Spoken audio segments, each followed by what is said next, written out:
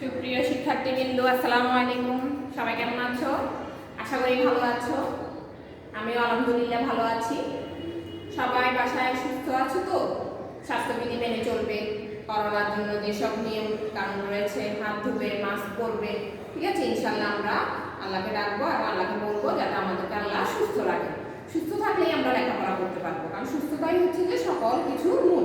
যদি তুমি সুস্থ না থাকো তাহলে তুমি লেখাপড়া করতে পারবে না, আল্লাহ ইবাদত করতে পারবে না, যে কোনো কিছু কোনো কাজই তুমি করতে পারবে না। তাই আমাদেরকে প্রথমেই লক্ষ্য রাখতে হবে যাতে আমরা সবাই সুস্থ থাকি, ঠিক আছে? আচ্ছা, সবাই বাসায় লেখাপড়া করছো? বাসায় লেখাপড়া করবে। আমরা তোমাদেরকে যে সাজেশন দিয়েছি সেই সাজেশন অনুযায়ী সবাই লেখাপড়া করবে, ঠিক আছে? আচ্ছা দেখো, আমি তোমাদেরকে এর আগে ষষ্ঠ অধ্যায়ের অনুশীলনীর অঙ্কগুলো করে গেছিলাম এবং শিবলি ম্যাডাম তোমাদেরকে সৃজনশীল অঙ্কগুলো দিয়েছে, ঠিক আছে? তা আমাদের ষষ্ঠ অধ্যায় শেষ। আজকে আমি তারই ধারাবাহিকতায় সপ্তম অধ্যায়ে যাব। আচ্ছা, আজকে আমাদের সপ্তম অধ্যায় হচ্ছে, দেখো সপ্তম অধ্যায়ের নাম কি? গুণিতক ও গুণনীয়ক। গুণিতক এবং গুণনীয়ক কি আমরা এটি সম্পর্কে আলোচনা করব, ঠিক আছে? তোমরা নিশ্চয়ই জানো, তোমরা এর আগের ক্লাসগুলোতে, তোমরা এখন 4 এ পড়ছো, 3 তো তোমরা গুণনীয়ক গুণিতক কি এগুলো সম্পর্কে জেনেছো। গুণিতক হচ্ছে, আমি তোমাদেরকে একটু মুখে বলতেছি, সবাই দেখো ভালো করে খেয়াল করো। গুণিতক কাকে বলে? গুণিতক হচ্ছে কোন সংখ্যাকে তুমি যে যে সংখ্যাগুলো দিয়ে গুণ করবে, অর্থাৎ ধরো আমি যেমন ধরো 3কে আমি 1 দিয়ে গুণ করলাম, কত হলো? সরি, 3কে 1 দিয়ে গুণ করবো। প্রথমে ধরো 3 দিয়ে গুণ করলাম, 3 কে কত? 9। তারপর 3কে ধরো 4 দিয়ে গুণ করলাম, 3 4 কত? 12। 3 5 কত? 15। এই যে আমি 3কে একবার 3 দিয়ে গুণ করতেছি, আরেকবার 4 দিয়ে গুণ করছি, আরেকবার 5 দিয়ে গুণ করছি। গুণ করার পরে আমি যে গুণফলগুলো পাচ্ছি, এই যে গুণফলগুলো পাচ্ছি দেখছো, এই 9 12 15, তাহলে আমি 3কে একবার 3 দিয়ে গুণ করে, আরেকবার 4 দিয়ে গুণ করে, আরেকবার 5 দিয়ে গুণ করে একবার একটা সংখ্যা পাচ্ছি। অর্থাৎ 3 সংখ্যাটাকে আমি যে যে সংখ্যা দিয়ে গুণ করে, গুণ করার পর আমি যে গুণফলগুলো পেয়ে থাকবো সেগুলাই হচ্ছে ওই সংখ্যার গুণিতক। তাহলে 3 এর গুণিতক কত? 9 12 15। এভাবে তুমি ইচ্ছা মতো যত দিয়ে গুণ করবে, ওই সংখ্যাটার গুণফল, মানে 3কে যত সংখ্যা দিয়ে গুণ করো না কেন, গুণফল যেটা আসবে সেটাই হচ্ছে 3 এর গুণিতক, ঠিক আছে? আচ্ছা, তাহলে তুমি সহজভাবে আমি যেটা বলবো, যে আমরা যে নামতা পড়ি, তোমরা তো সবাই নামতা পড়ছো, নামতা জানো। নামতা পড়ার সময় আমরা যে নামতাতে 3 1 3 3 গুণে 6 3 3 কেন এভাবে যে গুণফলটা আসতেছে, অর্থাৎ 3 দিয়ে আমরা এই সংখ্যাগুলো দিয়ে গুণ করার পরে এভাবে 4 5 ইত্যাদি ইত্যাদি যত সংখ্যা আছে, তুমি যত সংখ্যাকে যে সংখ্যাগুলো দিয়ে গুণ করবে, গুণ করার পরে তুমি যে গুণফলগুলো পাবে সেগুলোই হচ্ছে ওই সংখ্যার গুণিতক, ঠিক আছে? আশা করি সবাই বুঝতে পেরেছো। তাহলে গুণিতক হচ্ছে অনেকটা সহজভাবে মনে রাখতে পারো যে এটা নামতা, ঠিক আছে? নামতা যে গুণফলগুলো আসে সেগুলাই হচ্ছে গুণিতক। এরপর আমরা জানবো গুণনীয়ক কি। তাহলে গুণনীয়ক কি বলতো? গুণনীয়ক হচ্ছে কোন সংখ্যাকে যে সংখ্যাগুলো দিয়ে গুণ করা যায়, অর্থাৎ নিঃশেষে বিভাজ্য হয়। গুণনীয়ক কি? কোন সংখ্যাকে যে সংখ্যাগুলো দিয়ে নিঃশেষে বিভাজ্য হয়। অর্থাৎ ইজিলি তুমি বুঝতে পারো যে কোন সংখ্যাকে যে সংখ্যাগুলোর নামটা পড়লে ওই সংখ্যাটা হবে, অর্থাৎ ওই সংখ্যাটা নিঃশেষে বিভাজ্য হবে, সেটি হচ্ছে ওই সংখ্যার গুণনীয়ক। যেমন ধরো আমি 9কে ভাগ করব, তাহলে কত হয়? 3 3 9। 9 এ 9 হবে, আমি 9 একের নামটা 9 বার করলে, অথবা 9 নামটা একবার করলে 9 হবে। এছাড়া আবার 3 3 কত? 3 এর নামটা 3 বার করলে 9। তাহলে দেখো এই 1 3 9, এই সংখ্যাগুলো দিয়ে 9কে কি হচ্ছে? নিঃশেষে বিভাজ্য হচ্ছে, অর্থাৎ একের নামটা 3 এর নামটা 9 এর নামটা করলে 9 সংখ্যাটা আসবে, ঠিক আছে? তার মানে এগুলোকে বলা হয় গুণনীয়ক। তাহলে আমরা কি বুঝতে পারি দেখো সবাই, যে এই সংখ্যাটাকে যে সংখ্যাগুলো দিয়ে নিঃশেষে বিভাজ্য হবে, অর্থাৎ এই সংখ্যাগুলোর নামটা বললে এই সংখ্যাটা আসবে, তাকে বলা হয় গুণনীয়ক, ঠিক আছে? তাহলে গুণিতক কি? ওই সংখ্যাটাকে আমি যে সংখ্যা দিয়ে গুণ করব, গুণ করার পরে যে গুণফল আসবে সেটি হচ্ছে গুণিতক। আর গুণনীয়ক হচ্ছে কোন সংখ্যাকে যে সংখ্যাগুলো দিয়ে নিঃশেষে বিভাজ্য হচ্ছে সেগুলো হচ্ছে গুণনীয়ক, ঠিক আছে? আচ্ছা, আশা করি তোমরা গুণিতক এবং গুণনীয়ক বিষয়টা বুঝতে পেরেছো। এগুলো সম্পর্কে তোমাদের ক্লিয়ার কনসেপ্ট থাকতে হবে, ঠিক আছে? তাহলে তোমরা খুব সহজে অঙ্কগুলো করতে পারবে। আচ্ছা, এরপরে আছে দেখো সবাই, আর মোস্ট ইম্পর্টেন্ট যে বিষয়গুলো তোমাদেরকে এখানে শিখতে হবে, লসাগু পূর্ণরূপ এবং গসাগুর পূর্ণরূপ। তাহলে আমরা লসাগুর পূর্ণরূপটা দেখো ম্যাম লিখে দিচ্ছি।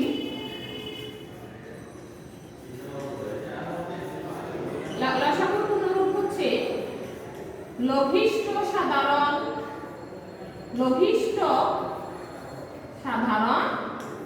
গুণিতক।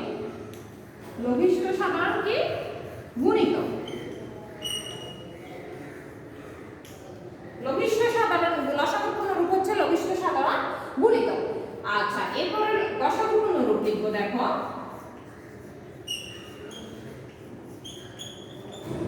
গরিষ্ঠ সাধারণ গুণনীয়।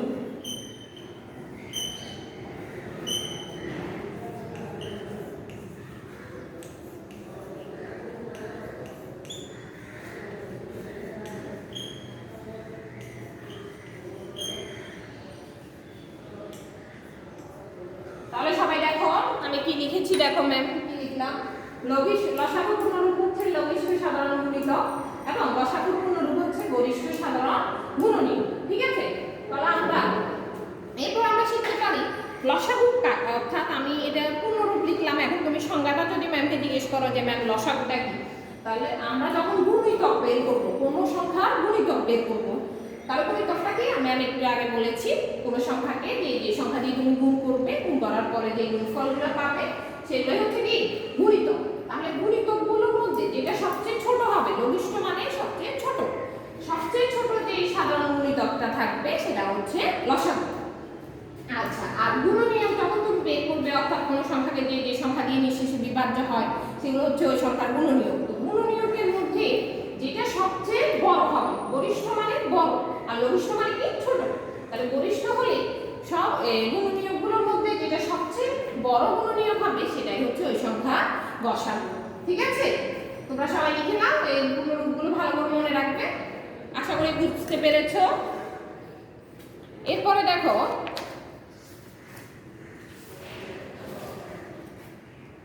আচ্ছা, এরপরে আছে তোমাদের মৌলিক সংখ্যা এবং যৌগিক সংখ্যা কি। ঠিক আছে, এগুলো খুবই ইম্পর্টেন্ট বিষয় তোমাদের। যদি অঙ্কের যে বেসিক, ম্যাম আগেও বলেছি, বেসিক ক্লিয়ার না থাকলে তুমি অঙ্কে ভালো করতে পারবে না। এগুলো হচ্ছে অঙ্কের মৌলিক ভিত্তি। যে মৌলিক সংখ্যাটা কি, তাহলে মৌলিক সংখ্যাটা কি আমরা একটু আগে বলেছি, যেমন যে সংখ্যাগুলোকে ওই কোনো সংখ্যাকে যে সংখ্যা দিয়ে ভাগ করা যায়, অর্থাৎ নিঃশেষে বিভাজ্য হয়, সেগুলো হচ্ছে ওই সংখ্যা গুণনীয়।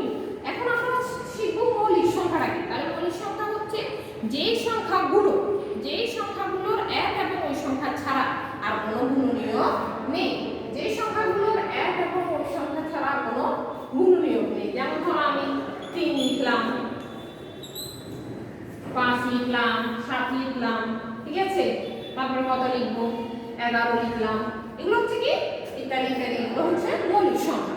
অর্থাৎ 3-এর নামটা যদি, অর্থাৎ তুমি 3কে যদি গুণনীয় বের করতে চাও 3-এর, তাহলে কিভাবে লিখতে হবে, 1 গুণ 3।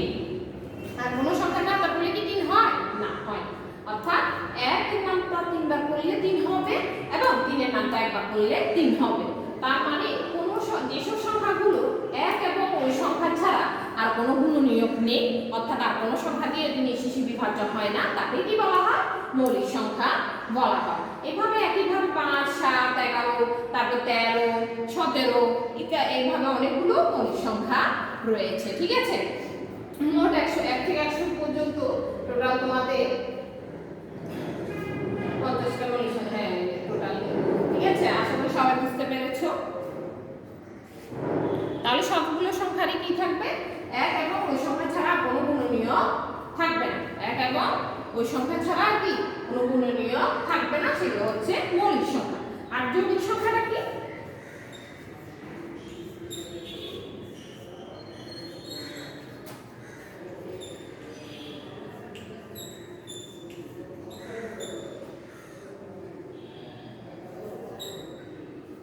আচ্ছা এখানে 2 লিখতে পারো, কারণ হচ্ছে সবচেয়ে ক্ষুদ্রতম মৌলিক সংখ্যা হচ্ছে 2, কারণ এক কোনো গুণনীয়ক হবে না, কারণ এক হচ্ছে সকল সংখ্যার গুণনীয়ক। ঠিক আছে, তাহলে মানে সবচেয়ে ক্ষুদ্রতম মৌলিক সংখ্যা কি, এটাও অনেক সময় প্রশ্নে আসে। সবচেয়ে ক্ষুদ্রতম মৌলিক সংখ্যা হচ্ছে কত, 2, কারণ আমরা একের পরে কত 2 থেকে শুরু করব। ঠিক আছে, 2 2 1 আর 2 ছাড়া কোনো সংখ্যা দিয়ে নিঃশেষে বিভাজ্য হয় না।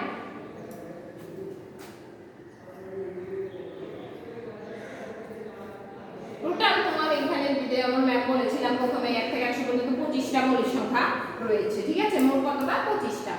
আচ্ছা, এই তোমরা উপরে ক্লাসে গেলে আরো ভালো বিস্তারিত জানতে পারবে। এগুলো একটু সহজভাবে মনে রাখার একটা কৌশল রয়েছে মৌলিক সংখ্যাগুলো, ঠিক আছে?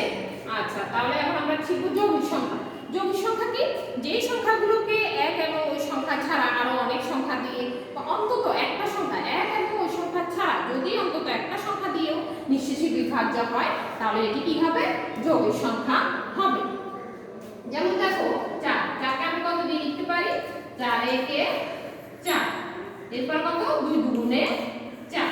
তাহলে সবাই দেখো 4কে কত কত দিয়ে বিভাজ্য যাচ্ছে? একের নামটা 4 বার করলে 4 হবে, বা 4 এর নামটা একবার করলেও 4 হবে, এবং 2 এর নামটা 2 বার করলে 4 হবে। তার মানে আমরা দেখতে পাচ্ছি যে 4 এর গুণনীয় কত কত? 1 2 4, অর্থাৎ 1 এবং এই সংখ্যা ছাড়া আরেকটা গুণনীয় রয়েছে। অন্তত যদি 1 এবং ওই সংখ্যা ছাড়া আর একটিও গুণনীয় থাকে তাহলে সেটি হবে কি? যৌগিক সংখ্যা, ঠিক আছে? তাহলে আমরা কি বুঝতে পারি? দেখো যৌগিক সংখ্যাটা কি? তাহলে যে সংখ্যাগুলোকে 1 এবং ওই সংখ্যা ছাড়া আরো সংখ্যা দিয়ে নিঃশেষে বিভাজ্য হবে, অন্য সংখ্যা দিয়ে নিঃশেষে বিভাজ্য হবে, অর্থাৎ অন্য সংখ্যার নামটা বললেও কি হবে? ওই সংখ্যাটা হবে, তাকে কি বলা হয়? যৌগিক সংখ্যা। যেমন ধরো আমরা আরো উদাহরণ লিখতে পারি, যেমন 4, তারপর কত দেখো 6, 6 3 গুণে 6, তারপরে কত 8, 4 দুগুণে 8, 5 দুগুণে কত 10, এভাবে 12, 6 দুগুণে 12, ঠিক আছে? ইত্যাদি ইত্যাদি ইত্যাদি, ঠিক আছে? আমরা এগুলো আরো অনেক সংখ্যা রয়েছে, বুঝতে পারছো? তার মানে কি? যৌগিক সংখ্যাটা কি?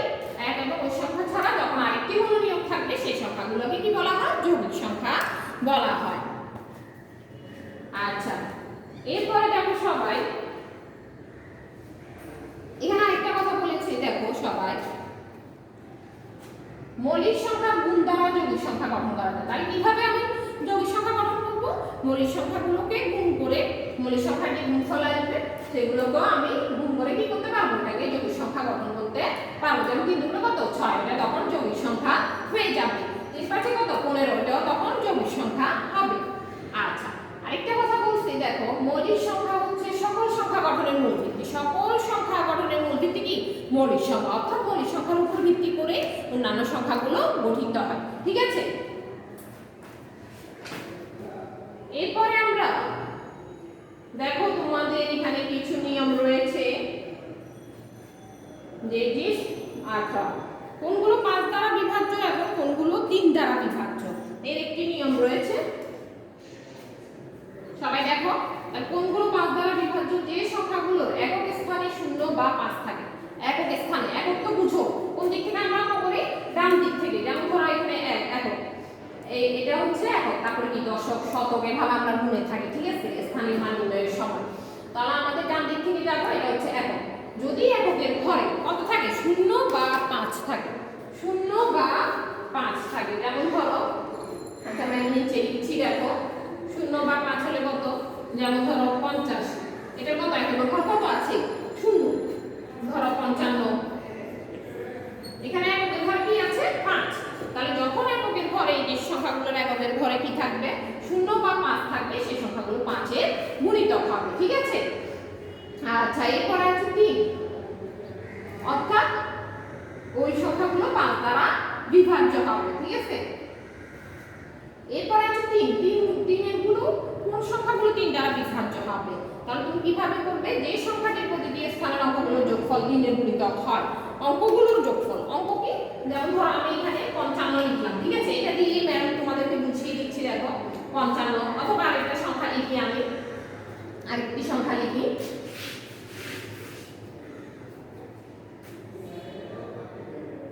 ধরো 62 লিখছি, ঠিক আছে?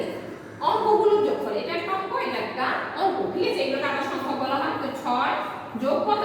2, অঙ্কগুলোর যোগফল কত হলো? 6 দিয়ে 8। এখন এটা 3 দিয়ে বিভাজ্য হচ্ছে, যোগফল যদি 3 দিয়ে বিভাজ্য হয়, অর্থাৎ 3 এর নামটা করলে এই সংখ্যাটা হয়, তাহলে এটি 3 দিয়ে বিভাজ্য হবে।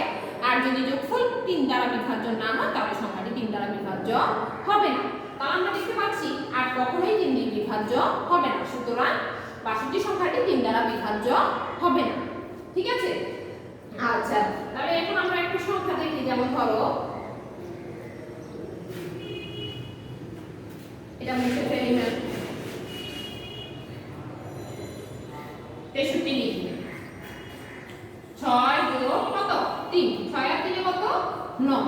এখন বলো তো এই যোগফলটা 3 দিয়ে বিভাজ্য হচ্ছে? অবশ্যই, 3 3 9, 3 এর নামটা 3 বার বলে কত হয় 9। তো সুতরাং আমরা দেখতে পাচ্ছি যে 63 সংখ্যাটি অঙ্কগুলোর যোগফল, অঙ্কগুলোর মাঝখানে সমাচিহ্ন দিবে, যোগ করার পরে যে যোগফল আসবে সেটা যদি 3 দিয়ে বিভাজ্য হয় তাহলে সংখ্যাটিও কত হবে 3 দ্বারা বিভাজ্য হবে। ঠিক আছে? এগুলো তোমরা আবার ভালো করে পড়বে। এখন আমি তোমাদেরকে একটি অঙ্ক করিয়ে দিচ্ছি অনুশীলনী। সবাই আশা করি বুঝতে পেরেছো, খুব মনোযোগ দিয়ে শুনবে।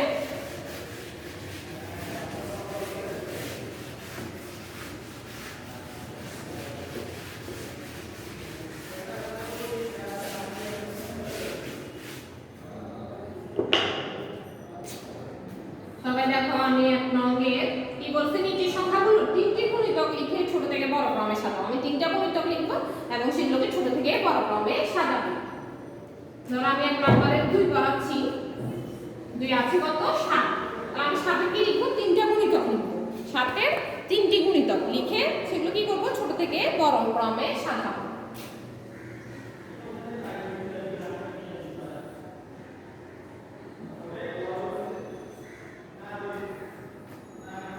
দেখো, এটা আমি তোমাদেরকে আরেকটা কথা বলতেছি, তোমরা চাইলে গুণিতকগুলো গুণ করে দেখাতে পারো অথবা না দেখালেও হবে। যেমন 7 এ কত 7 এর গুণিতক করছে, আমি একটা করে দেখাচ্ছি, আবার দেখো সবাই। ধরো আমি এইভাবে দেখাইলাম, 7 গুণ 1 কত 7, 7 গুণ 2 কত 7 গুণ কত 14, 7 গুণ 3 কত হলো, 3 7 কত 21। আমাকে বলছে 7 এর 3টি গুণিতক লিখতে। তাহলে দেখো আমি 7 এর 3টি গুণিতক, 7 এ 7, 7 গুণে 14, 3 7 21। এভাবে করে দেখালেও হবে অথবা এভাবে না করে তোমরা ডিরেক্ট লিখতে পারো। যেমন সুতরাং 7 এর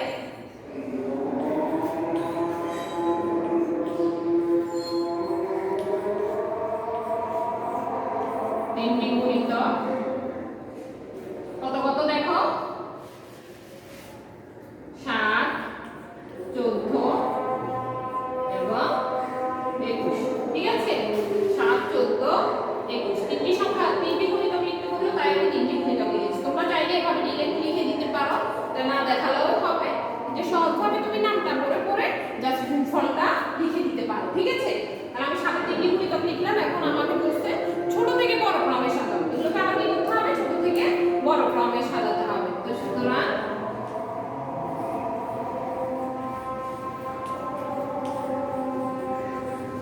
ছোট থেকে বড় ক্রমে